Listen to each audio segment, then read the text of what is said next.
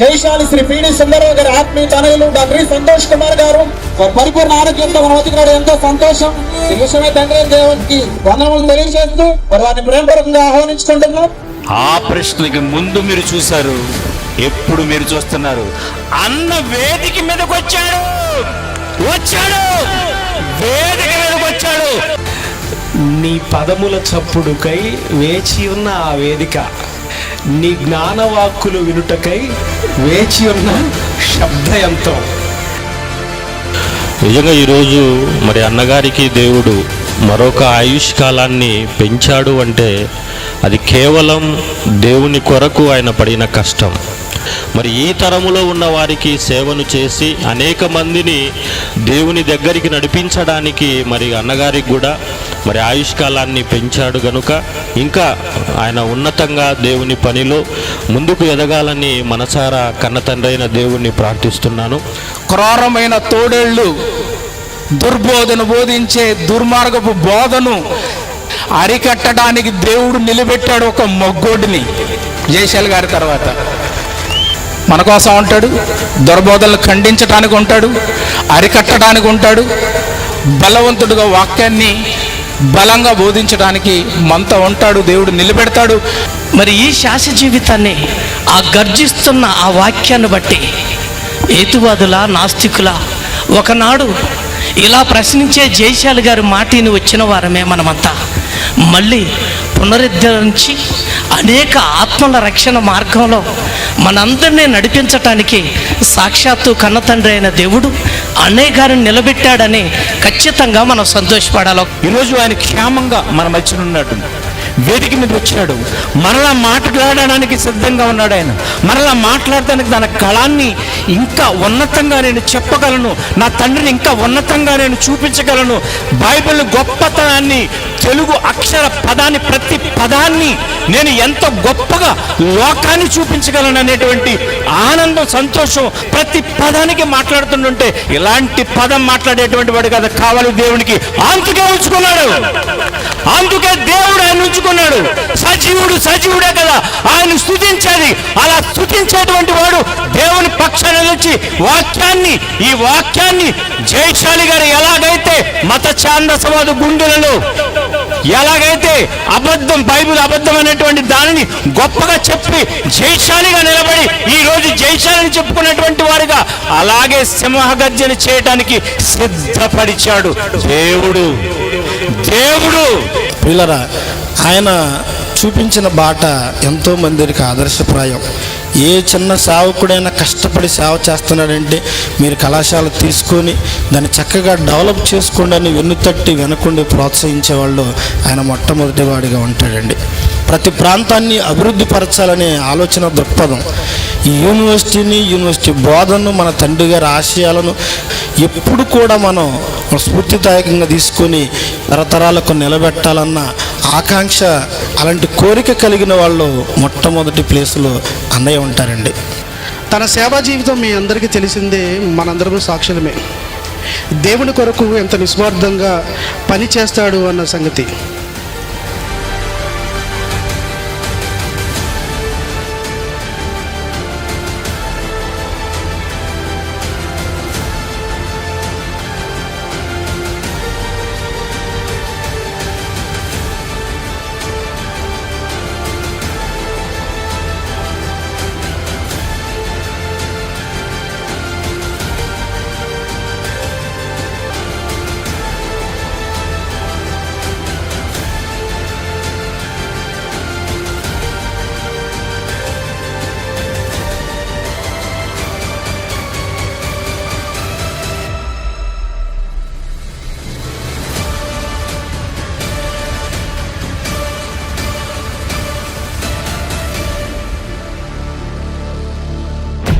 ఒక పెద్ద కుటుంబం నా వెనకుంది, నన్ను ప్రేమించే కుటుంబం నా వెనకుంది.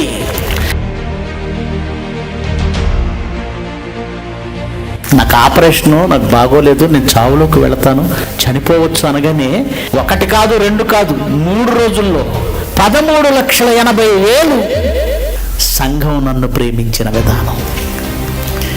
3 రోజుల్లో 13,80,000 రూపాయలు ఇచ్చారండి. నిజంగా మీ ప్రేమకు హ్యాట్స్ అవ్వండి. నిజంగా లేచి మీకు నమస్కారం చేస్తున్నాను. మీ ప్రేమకు నిజంగా లేచి నమస్కారం చేస్తున్నాను. మీ అందరి సహకారం, కృతజ్ఞతాస్తుతులు చెల్లిస్తున్నాను. దేవుడు మళ్ళీ ఆయుష్ ఇచ్చాడంటే ఇంతకు మించిన పని ఉంది. పిల్లరా, నేను వదిలిపెట్టనండి. నేనేం వదిలిపెట్టను, ఎవరిని వదిలిపెట్టను, వ్యక్తిగతంగా ఏమన్నాను. కానీ బోధలో ప్రతి తప్పుడు సిద్ధాంతాన్ని కోకటి వేళతో పెగిలించడానికే దేవుడు నాకు యవ్వన బలం ఇచ్చాడు. యవ్వన బలం. 2 నెలలు అయింది. 2 నెలలకే వాయిస్ లేస్తుంది. ఇంకో 3 నెలలు ఆగితే వాయిస్ ఎలా ఉంటుందో మీరే ఊహించుకోండి. మీ బాధ్యత ఏంటో తెలుసా? బైబిల్ మీరు పట్టండి. ఒక ప్రశ్న వస్తే ఈ అన్న చెప్తాడా, అన్న చెప్తాడా వెతకండి. మీరు ఎదగండి, బైబిల్ పరిశోధించండి. రివ్వును ఎగిరే 2వ యవ్వనం. అది 40 ఏళ్ల కాలంలో పక్షిరాజుకు వచ్చింది, నాకు వచ్చింది.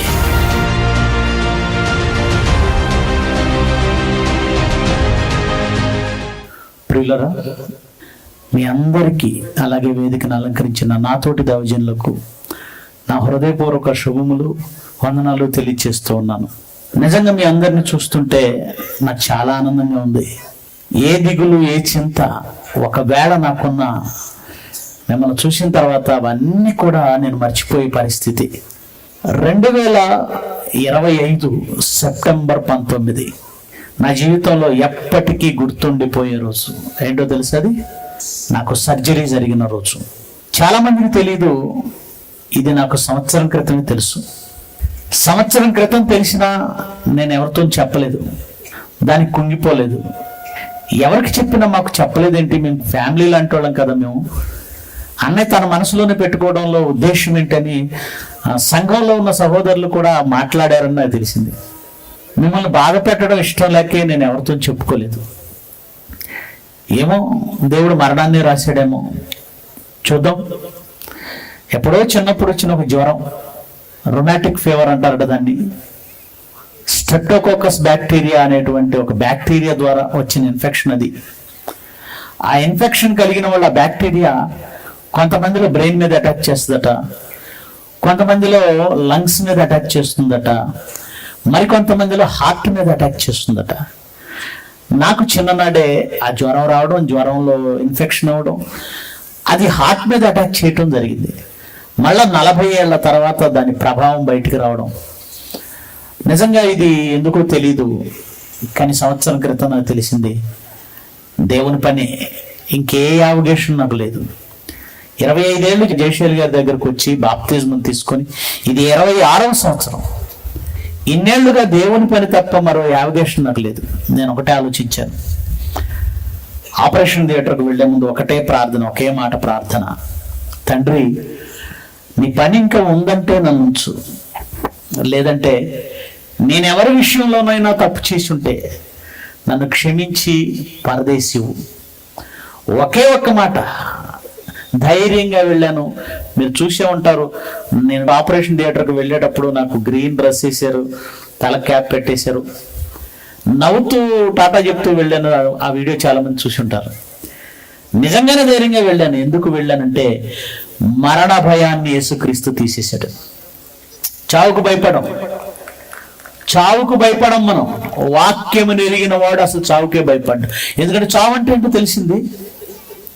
మరణం తర్వాత పరదేశం ఉంది.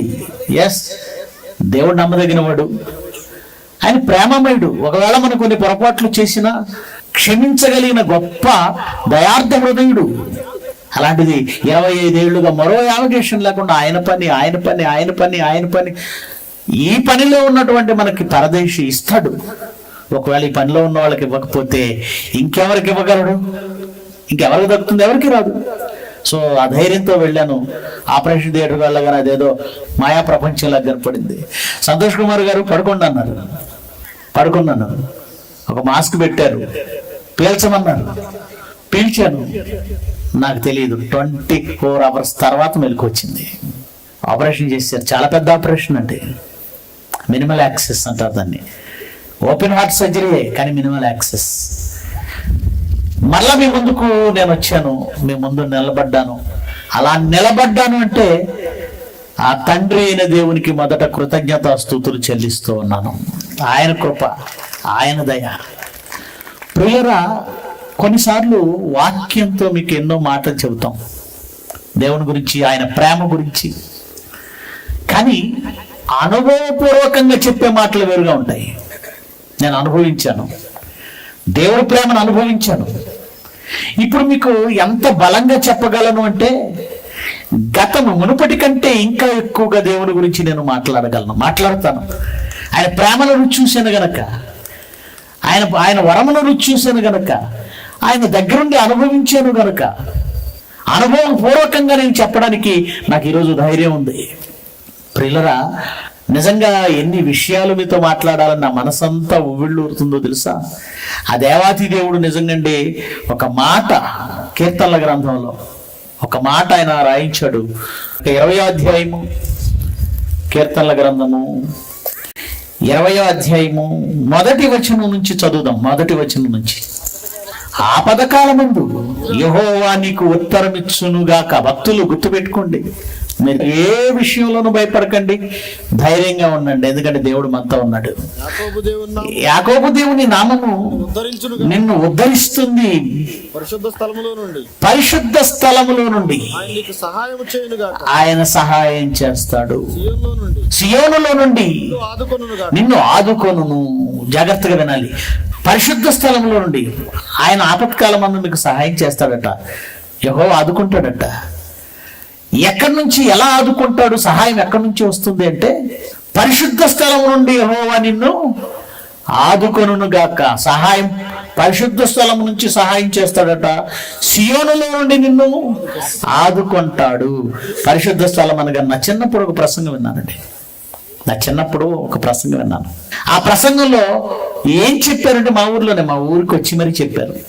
కష్టాల్లో ఉన్నాడట ఒక ఆయన, ప్రార్థన చేస్తున్నాడట. రాత్రంతా ప్రార్థన చేసి తెల్లవారేసరికి ఇంటి బయటకు వచ్చేసరికి 2 మూటలు ఉన్నాయట. ఆ 2 మూటలు ఏంటని విప్పి చూస్తే 5 రూపాయల నోట్లు, 10 రూపాయల నోట్లు ఉన్నాయట. ఆ రోజుల్లో 5, 10 ఎక్కువలేండి నా చిన్నప్పుడు. ఇప్పుడు కాదు, 30, 35 ఏళ్ల క్రితం 5, 10 నోట్లు 2 మూటలు ఉన్నాయట. అది పైనుంచి దేవుడు నాకు సహాయం, పైనుండి సహాయం. నో, ఒక ఆయనకట కళ్ళ ముందు బంగారం ఇచ్చాడంట, మూట వేసాడట. పేదవాడు బాధల్లో ఉన్నాడు, అప్పుల్లో ఉన్నాడని ఒక బంగారపు మూట వేశాడట. దాని దగ్గరికి రాగానే అంటే దేవుడు ఉద్దేశం ఉన్నాడు, ఆ బంగారం మూట తీసుకుని వాడు అప్పులు తీర్చుకొని బాగుపడతాడని. కానీ వాడి దగ్గరికి రాగానే కళ్ళు మూసుకొని నేను నడవగలనో లేదు అని ఆలోచించాడట. ఈ రోడ్డు మీద నేను కళ్ళు మూసుకొని నడుస్తాను లేదు అని ఆలోచన వచ్చిందట. సరిగ్గా మూట దగ్గరికి వచ్చేసరికి కళ్ళు మూసుకొని దాన్ని నడిచాడట, దాన్ని దాటేశాడట. అప్పుడు దేవుడు అన్నట, దరిద్రుణ్ణి ఎవడు బాగు చేయలేడు. ఇలాంటి కథలు మనం విన్నామేమో, ఈ వాక్యం మనకు అలాగే అర్థమైంది. ఎలా సహాయం అనగానే పైనుండి దేవుడు మూటలు వేసేస్తాడు అనుకున్నారు. నో, పరిశుద్ధ స్థలము నుండి ఆయన నీకు సహాయము. పరిశుద్ధ స్థలం అంటే పరలోకం పరిశుద్ధ స్థలమే. కానీ ఈరోజు భూమి మీద ఉంచిన పరిశుద్ధ స్థలం ఏదో తెలుసా? సంఘం. పరిశుద్ధ స్థలం, పరిశుద్ధ మందిరం, సియోను, నూతన యెరూషలేము. ఈ పేర్లన్నీ కొత్త నిబంధనలో దేనికి ఇవ్వబడ్డాయో తెలుసా? సంఘానికి. సియోనులో నుండి నన్ను ఆదుకొనుగాక. సియోన్ అంటే సంఘం, సియోన్ అంటే సంఘం. ప్రిల్లరా, ఈరోజు నాకు సహాయం ఎక్కడి నుంచి వచ్చింది అంటే, నిజంగా అండి, జయశైలి గారికి ఆపరేషన్కి వెళ్ళే 2 రోజుల ముందు ఫోన్ చేశాను. డాడీ మరి భోంచేశారా అని అడిగాను. ఆయన టెన్షన్ పడతారని, వయసు 76 సంవత్సరాలు వచ్చేస్తుంది. నన్ను అమితంగా ప్రేమిస్తారని మీకు తెలుసు. జయశైలి గారు అమితంగా ప్రేమిస్తారు నన్ను. మరి ఆయనకి సడన్ వార్త ఎలాంటి పరిస్థితి తెస్తుందో అని నిదానంగా, డాడీ ఒక విషయం చెప్తాను, మీరు భోంచేశారా, మందులు వేసుకున్నారా? ఏం లేదు డాడీ, మీరు ఒక విషయం చెప్తాను, మీరు తొందరపడకండి, టెన్షన్ పడకండి, నా హార్ట్ పరిస్థితి బాగోలేదు డాడీ, ఇలా జరిగింది.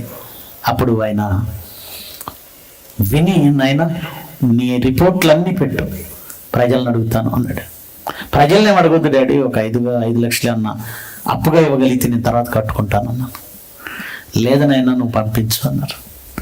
రాత్రి 12 గంటలకి ఆయన వాయిస్ మెసేజ్ పెట్టారు. ఈలోగా ఆయన రిపోర్ట్లన్నీ డాక్టర్లకు పంపించి తెలిసిన డాక్టర్లకు పంపించి కండిషన్ ఏంటో కనుక్కున్నారు. ఆయన ఏ డాక్టర్ చూసినా కండిషన్ సివియర్, సంవత్సరం క్రితమే నువ్వు ఆపరేషన్కి వచ్చేయాలి లేకపోతే చాలా ప్రమాదం అన్నారు. నిజం చెప్తానండి, ఈ సంవత్సరంలోపు నాకు 4 సార్లు చావు తప్పింది, 4 సార్లు తప్పింది. ఈ 4 సార్లు సిచ్యువేషన్లో నేను పోతాను, అయిపోయింది, ఇదే లాస్ట్ రోజు అనుకున్నాను. 4 సార్లు అనుకున్నాను. ఏ డాక్టర్ చూసినా నువ్వు వెంటనే ఆపరేషన్కి వెళ్ళాలి. అప్పుడు జయశాలి గారు 12 గంటలకు సుమారు 11:30-12 మధ్య వాయిస్ పెట్టారు. ప్రియులరా, ఆయన నన్ను ప్రేమించారన్నది నిజం, దేవుడు ప్రేమించారన్నది నిజం, అది నాకు తెలుసు. కానీ నేను కనిపెట్టలేని మరొక విషయం ఏంటో తెలుసా? సంఘం నన్ను ప్రేమించిన విధానం. 3 రోజుల్లో 13,80,000 రూపాయలు ఇచ్చారండి. నాకు ఆపరేషను, నాకు బాగోలేదు, నేను చావులోకి వెళతాను, చనిపోవచ్చు అనగానే 1 కాదు 2 కాదు 3 రోజుల్లో 13,80,000. నిజంగా అండి నాకు దిగులుండేది. చంద్రబాబు గారు చెప్పారు అప్పుల్లో ఉన్నాడు, బాధల్లో ఉన్నాడు, నిజమే. కానీ ఎప్పుడైతే సంఘం నన్ను ఎంత ప్రేమిస్తుంది అని నాకు అర్థమైపోయిందో ఆ దిగులంతా పక్కకి వెళ్ళిపోయిందండి. ఆ దిగులంతా పక్కకి వెళ్ళిపోయింది. మనసు తేలికైంది, హృదయం తేలికైంది, చాలా తేలికగా ఉన్నాను. బాధ అంతా పోయినట్టు అయిపోయింది. అప్పులు ఉన్నాయి, అప్పులేం పోలేదు, కానీ మనసులో దిగులు లేదు. ఒక పెద్ద కుటుంబం నా వెనకుంది, నన్ను ప్రేమించే కుటుంబం నా వెనకుంది. ఎంత పెద్ద కుటుంబం, అందుకేనండి అప్పులు చేసి ఇచ్చారటండి. అప్పటికప్పుడు ఏమంటే వాళ్ళ అవసరాలు ఎన్నో ఉంటాయి, అందరూ పేదవాళ్లే, మన దగ్గర కోటీశ్వర్లు ఎవరు లేరు. కానీ సంతోషాన్ని చనిపోతున్నాడంటే జాన్సన్ అన్నయ్యని పోగొట్టుకున్నాం, ఇప్పటికే ఒక అన్నయ్యని పోగొట్టుకున్నాం, ఇంకొక అన్నయ్య పోగొట్టుకుపోతున్నాం అని కన్నీళ్లు పెట్టారండి. ఎంతమంది కన్నీటి ప్రార్థన చేశారు తెలుసా సంఘాలు. నిజంగా మీ ప్రేమకు హ్యాట్స్ అప్ అండి. నిజంగా లేచి మీకు నమస్కారం చేస్తున్నాను. మీ ప్రేమకు నిజంగా లేచి నమస్కారం చేస్తున్నాను. అలాగే వేదిక మీద ఉన్న ప్రిన్సిపల్స్ అందరికీ, అలాగే అడిషనల్స్ అందరికీ హృదయపూర్వకంగా నమస్కారం తెలియజేస్తున్నాను. మీ అందరికీ నా కృతజ్ఞతలు తెలియజేస్తున్నాను. ప్రియులారా, మరి ఇంతకంటే ఎలా ఎక్స్ప్రెస్ చేయాలో నాకు అర్థం కాలేదు, ఇంతకంటే ఎలా చెప్పాలో నాకు అర్థం కాలేదు. మరి ఈ ఆనందాన్ని మీతో పంచుకోవాలని నేను ఆశపడ్డాను. ఇప్పటి వరకు మరి అడిషనల్స్ మాట్లాడినవి శ్రద్ధగా విన్నాను, ప్రిన్సిపల్స్ మాట్లాడినవి శ్రద్ధగా విన్నాను, అందరితో మాట్లాడించాలనుకున్నాను కానీ సమయం సరిపోలేదు. అందరి మాటలలో ఒకటి కామన్గా వినబడుతుంది. అదేమిటంటే దేవుడు మళ్ళీ ఆయుష్ ఇచ్చాడంటే ఇంతకు మించిన పని, ఇంతకు మించిన పని, ఇంతకు మించిన పని, ఇంతకు మించిన పని ఉంది. రివ్వున ఎగిరిన 2వ యవ్వనం అని ఎందుకు పెట్టానో తెలుసంటే నాకు ఆల్రెడీ ఒక యవ్వనం దాటిపోయింది. 30 ఏళ్ళలోపే కదండి యవ్వనం అంటే. శరీరపరంగా దేవుడు ఇచ్చినటువంటి యవ్వనం ఒకటి దాటిపోయింది. ఇప్పుడు 2వ యవ్వనం. ఈ 2వ యవ్వనం ఏంటంటే మీకు కన్ఫ్యూజ్ అవ్వచ్చు. మనం రోజు చూసేటువంటి పక్షుల్లో ఈగిల్, గ్రద్ద, పక్షిరాజు అంటాం మనం. పక్షిరాజు ఇదంటే 70 ఏళ్ళు బ్రతుకుతుందండి. ఎన్ని సంవత్సరాలు? 70 ఏళ్ళు ఆయుష్కాలం దేవుని వలన అది పొందిన 40 ఏళ్ళప్పుడు దానికంటే మృత్యు వస్తుంది. 40 ఏళ్ళకి మృత్యు వస్తుంది. వెంట్రుకలన్నీ భారీ అంటే ఏకలన్నీ బాగా భారీగా పెరిగిపోతాయి, గోళ్ళన్నీ పెరిగి వంకరలు తిరుగుతాయి, ముక్కు బాగా పెరిగి వంకర తిరుగుతుంది. అది వేటాడాలంటే శరీరం తేలిగ్గా ఉండాలి, కానీ ఏకలు పెరిగిపోవటం వల్ల బరువు ఎక్కుతుంది, ఎగరలేదు. అది వేటను వేగంగా పట్టుకోవాలంటే గోళ్ళు ఉండాలి, షార్ప్గా ఉండాలి, కానీ అవి పెరిగిపోయి వంగిపోయాయి. వేగంగా పొడవాలి అని అంటే ఇదిగో ఈ ముక్కు షార్ప్గా ఉండాలి, కానీ ఇది పెరిగిపోయి వంగిపోయింది. ఇలాంటి టైంలో అది వేటాడలేదు. దానికి ఒకటే శరణ్యం, చావు. కానీ అప్పుడు అది చావడానికి ఇష్టపడదంటే దానికి మరొక ఆప్షన్ దేవుడిచ్చాడు. మెల్లగా నడుచుకుంటూ ఎగరలేకపోయినా ఎత్తైన ఒక కొండ మీదకి వెళ్ళిపోతుంది, రాళ్ల మధ్యకి వెళుతుంది. వెళ్ళి ఈ గోల్డ్ ఉన్నాయి చూసారా, వృద్ధాప్యంలోకి వచ్చి పెరిగిపోయిన ఈ గోల్డ్, వాటిని రాళ్లకేసి గట్టిగా రుద్దేస్తుందండి. రక్తం వచ్చి ఆగదు, ఆ గోల్డ్ ఊడిపోయేంత వరకు రుద్దుతూనే ఉంటుంది. ఆ తర్వాత ముక్కు, ఈ ముక్కు వంగిపోయింది కదా, వేటాడడానికి వీల్లేదు కదా, ఈ ముక్కును రాతికేసి కొట్టి కొట్టి కొట్టి ఎంత పెయిన్, ఎంత బాధ, ఎంత నొప్పి, ఎంత రక్తం కారుతున్నా కొట్టి కొట్టి కొట్టి ముక్కు ఊడిపోయినంత వరకు. నా చేతులకున్న గోల్డ్ ఎవడైనా కడింగ్లతో బీకాడు అనుకోండి, అప్పుడు తెలుస్తుంది మనకి ఆ బాధ. అలాంటిది ఈ ముక్కు ఊడిపోయినంత వరకు అదే కొట్టుకుంటుంది, చూసారా? అలా ముక్కు ఊడిపోయింది. ఇప్పుడు అదేం చేస్తుందంటే ఆ ఊడిపోయిన గోళ్ళు, ఆ ఊడిపోయిన ముక్కు స్థానంలో కొత్త ముక్కు వచ్చేంత వరకు ఆహారం లేదు, ఏం లేదు, అలా వెయిట్ చేస్తుంది. అలా కొన్ని రోజులు వెయిట్ చేసేసరికి దాని కాళ్ళకు కొత్త గోళ్ళు వచ్చాయి, దానికి కొత్త ముక్కు వచ్చింది. ఇప్పుడు వచ్చిన ఈ కొత్త ముక్కుతో బరువుగా మారిపోయిన ఈ ఏకలన్నింటినీ పీకేసుకుంటుంది. అదే పీకేసుకుంటుంది, మొత్తం పీకేసుకుంటుంది. మళ్ళా ఎదురు చూస్తుంది. ఆ పీకి వేయబడిన ఏకల స్థానంలో క్రొత్త ఏకలు వస్తాయి. అప్పుడు దానికి మళ్ళీ యవ్వనంలో ఉన్న బలం వస్తుంది. క్రొత్త గోళ్ళు, క్రొత్త ముక్కు, క్రొత్త రెక్కలు, క్రొత్త ఏకలు, అంతే మళ్ళీ రివ్వున దూసుకుపోతుంది. మునుపటి కంటే వేగంగా వెళుతుంది. మరో 30 ఏళ్ళు బ్రతుకుతుంది. మరో 30 ఏళ్ళు. దానికి నాకు పోలిక ఉందండి, దగ్గర పోలిక ఉంది. ఎలాగో చెప్పనా? గద్దకు కూడా, పక్షిరాజుకు కూడా 40 ఏళ్ళప్పుడు మృత్యు వచ్చింది. నాకు కూడా 40వ పడిలోనే మృత్యు వచ్చింది. 44 ఏళ్ళు నాకు. గద్దకు 40 ఏళ్లకు మృత్యు వచ్చింది, నాకు 40వ పడిలోనే మృత్యు వచ్చింది. ఏమంటే ఆపరేషన్ చేయించుకున్నాం. డాక్టర్ ఏమన్నా తెలుసా? ఏమంటే మినిమల్ యాక్సెస్ చేసి మెటాలిక్ వాలేసారు లోపల. డాక్టర్ ఏమన్నాడంటే, సంతోష్ గారు మీరు ఒక 6 నెలలు 5 నెలలు 6 నెలలు రెస్ట్ తీసుకోండి, మీరు కుర్రోళ్ళు అయిపోతారు అన్నాడు. ఏమైపోతాను? కుర్రోళ్ళు అయిపోతారు, ఎంతకంటే మీరు చాలా వేగంగా కుర్రోళ్ళు అయిపోతారు అన్నాడు. నాకు అప్పుడే పక్షిరాజు యవ్వనం గుర్తొచ్చింది. నా దేవుడు మరింత ఉన్నతంగా నన్ను వాడుకోవాలనుకుంటున్నాడేమో, అందుకే నాకు మళ్ళీ ఏమిచ్చాడు? నాకు 2వ యవ్వనం వచ్చింది. మీకు కూడా ఉంది. అలాగని మీకు జబ్బిచ్చి మళ్ళీ లేపుతారు అంటలేదు నేను. మరణించిన తర్వాత యేసుక్రీస్తు 2వసారి వచ్చి తిరిగి లేపుతాడే. యేసుక్రీస్తు 2వసారి వస్తాడా? వచ్చినప్పుడు మీరు సమాధిలో నుండి లేస్తారా? అలా లేచినప్పుడు మీరు ఎలా లేస్తారు? చచ్చిపోయిన ముసలావిడ మోకాళ్ళ నొప్పులతో, షుగర్తో, బీపీతో, అల్సర్తో చచ్చిపోయి పడిపోయింది. ఇప్పుడు యేసుక్రీస్తు 2వసారి వచ్చినప్పుడు లేచినప్పుడు అమ్మా మార్తమ్మ లే అనగానే, ప్రభువా నా కళ్ళజోడు కర్ర ఎక్కడుందో ఈ ప్రభువా కొంచెం టాబ్లెట్లు మోకాళ్ళ నొప్పుడు. అలా ముసలిది, మట్టిలోకి వెళ్ళిన ముసలిది మళ్ళీ యేసు ప్రభు వచ్చినప్పుడు మళ్ళీ ముసలిదానిలాగా లేస్తుందని మీరు అనుకుంటున్నారా? నా యంగ్గా ఆనందించండి ప్రభువునందు. మీరు యంగ్గా వస్తారు పైకి. మీ దేహాలు యవ్వనంలో ఇవ్వబడతాయి. పక్షిరాజు యవ్వనం వల్ల మీ యవ్వనం ఏమవుతుంది? ఆ రోజు పరలోకానికి అందరు కుర్రోళ్ళు వెళ్తారు, ముసలోళ్ళు ఉండరు. మనకి సినిమాల్లో, వీడియోల్లో అన్ని ముసలోళ్ళని చూపిస్తారు. నా యంగేజ్, ఆ యంగేజ్ ఎలా ఉంటుంది? ఎప్పటికీ తరగదు. నిత్య నూతన యవ్వనం. ఇది వాక్యం ప్రియులారా. మరి దేవుడు యవ్వనాన్ని ఇచ్చాడు. యవ్వనం ఇచ్చినందుకు నేనేం చేయాలి? వెళ్లే ముందు ఒక వీడియో మాట్లాడానండి, 20 నిమిషాలు. అబ్బబ్బబ్బా, పొగబెడితే కలుగులోని ఎలుకలు ఎలా బయటకు వచ్చాయో, పొగబెట్టినప్పుడు ఎలుకలు ఎలా బయటకు వస్తాయో, అలాగా చాలా మంది బైబిల్కి వ్యతిరేకులు బయటకు వచ్చారండి. ఇలా అలా ఇలా అలా పలానా ఆయన మాట్లాడాడని నన్ను, యూనివర్సిటీని, సంఘాన్ని హేళన చేస్తూ, దూషిస్తూ మాట్లాడుతున్నారు. ఒక ఆయన ఏమంటున్నాడు తెలుసండి? ఆయనకు ఒక ఆయన అంటే నచ్చట్లేదు, పలానా ఊరు అంటాడంటే నచ్చట్లేదు. సహోదరుడా, నీ మీద నాకు ద్వేషం లేదు. నేను ఎవరిని వ్యక్తిగతంగా ద్వేషించనండి, కానీ వాక్యానికి విరోధంగా మాట్లాడుతున్న వారి బోధను ద్వేషిస్తాను. బోధను వదిలేయాలా? అసత్యం పేట్రేగిపోతుంటే ఊరుకోవాలా? సత్యం సమాధి అవుతుంటే నిద్రపోవాలా? నో. ప్రిన్సిపాల్స్ అందరికీ చెబుతున్నాను, ఈ 3 దేవుళ్ళ, ఒక్క దేవుడా, త్రిత్వమా, ఏకత్వమా, ఏది సత్యం? ప్రతి సిటీలో 3 రోజులు పెట్టండి సెమినార్ని. 3 రోజులు నేను వస్తాను. నాతో పాటు ఎవరైతే దీని మీద మాట్లాడుతారో వాళ్ళని కూడా తీసుకొని వస్తాను. ఉదయం నుంచి సాయంత్రం వరకు సబ్జెక్టు. సాయంత్రం అంతా ఎంతమంది ఎన్ని డౌట్లు అడుగుతారో అన్ని డౌట్లు అడగమనండి. అన్ని డౌట్లు. 2000 రెఫరెన్స్లు చూపిస్తానండి. ముగ్గురుగా ఉన్నారండి బైబిల్ నుంచి. 2000 తగ్గకుండా. అయితే నా దగ్గర ఓపికగా కూర్చోవాలి. ఫోన్ చేసి 2000 రెఫరెన్స్లు ఉన్నాయన్నారుగా, ఎక్కడా అనకండి. చూపించడానికి టైం సరిపోద్దా ఫోన్లో?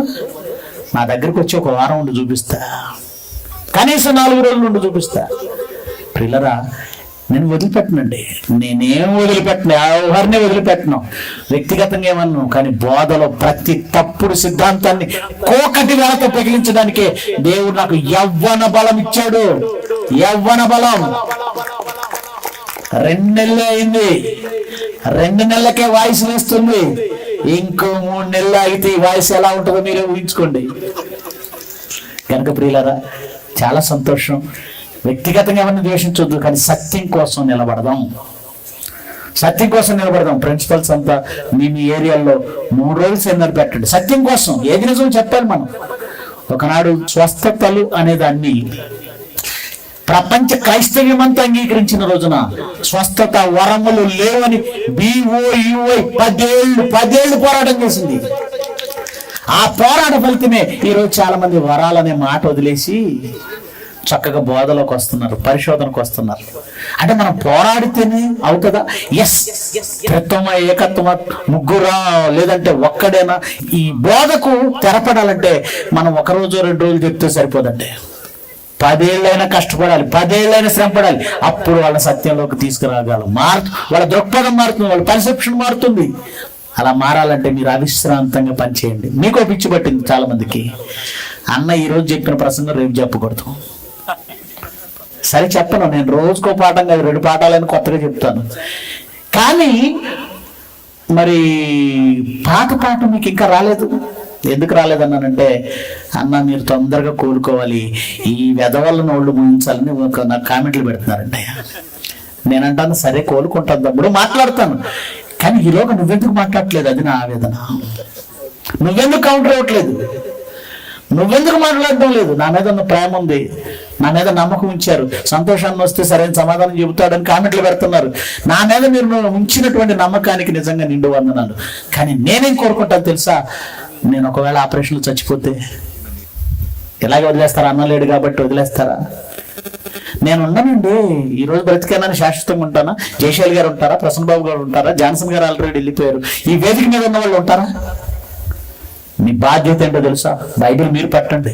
ఒక ప్రశ్న వస్తే ఈ అన్న చెప్తాడా, అన్న చెప్తాడా వెతకండి. మీరు ఎదగండి, బైబిల్ పరిశోధించండి. రివ్వును ఎగిరే 2వ యవ్వనం, అది 40 ఏళ్ల కాలంలో పక్షిరాజుకు వచ్చింది, నాకు వచ్చింది.